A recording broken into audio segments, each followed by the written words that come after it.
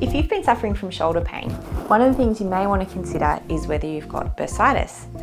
And what bursa is a small sac that's around the joint that basically provides a little bit of cushioning from the movement through the bones and the muscles and the ligaments. So when you're moving is when the bursa will get really irritated. When we call it a bursitis is when there's a lot of inflammation. When there's inflammation, it'll be really painful, particularly on that movement, so any kind of movement that happens. Now, bursa is often caused through, the most common cause is through overuse and repetitive use. So if you're doing something over and over and over, that will often inflame that bursa and cause them lots of pain.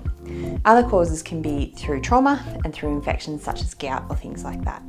If you have a bursitis in the shoulder, things you might experience are pain with movement, particularly coming out or coming back. It will be quite tender through there.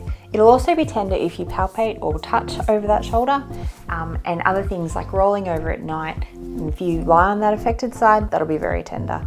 Other things like getting dressed and daily activities of living may be affected and may become painful.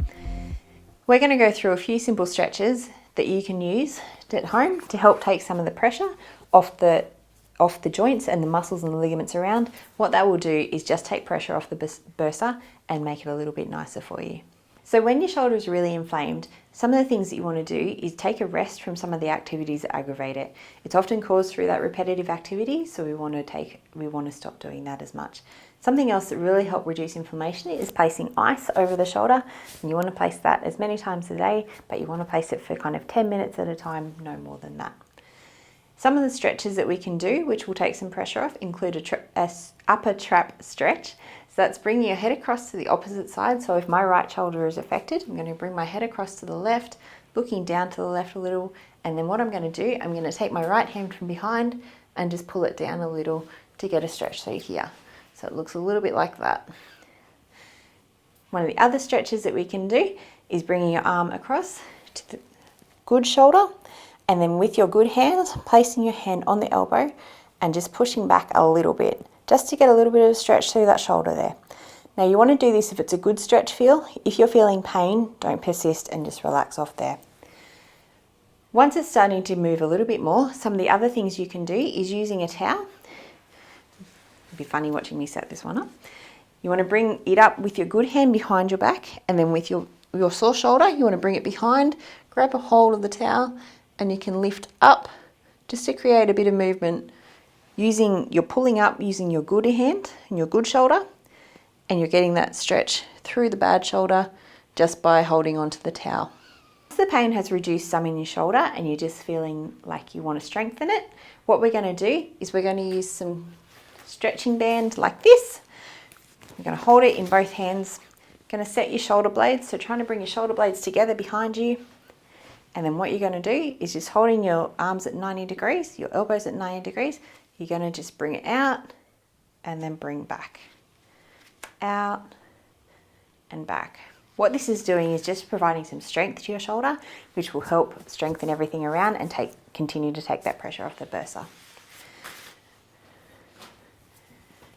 Another stretch you can do is a pec stretch. We're going to keep it fairly simple. We're going to basically bring our arm out low. We're not going to go high because that could aggravate. We're going to keep it low, placing our arm against a wall and then turning into it. So I'm going to show you what that looks like on the wall behind me. So we're going to turn around, arm on the wall like this, and basically turning into it like this, so that we're getting a stretch through here. Again, you want to go till you get that stretching feeling. You don't want to go when you're feeling pain back off there. One of the other things you can do is use a trigger ball or a solid ball. It doesn't matter what kind it is. You just want it to be nice and solid. That can also help release some of the tension in the front and the back of the shoulder. I'm going to demonstrate to you how to use it. So basically, you want the trigger ball. You want to place it over the part where it's really tender at the front. Placing the trigger ball there, you want to use a wall or something solid. If you can't get a wall, maybe a hand, but you can get more pressure with a wall. So coming in, placing the ball against the wall, what you want to do is just holding it. If you feel like that's going okay, you can roll around a little bit and kind of get a bit more pressure. You can control how much pressure. So if you're feeling it's quite sore, you don't have to have too much. If you're feeling like you can take a little bit more, you can push a little bit further and have a little bit more pressure there. You can also use the trigger ball at the back of the shoulder. So bringing it up, placing it just behind your shoulder there, and again, coming back against the wall, holding, or you can also roll around as well and feel that pressure through there. Hopefully you find some of this information useful and some of the stretches helpful in reducing your pain.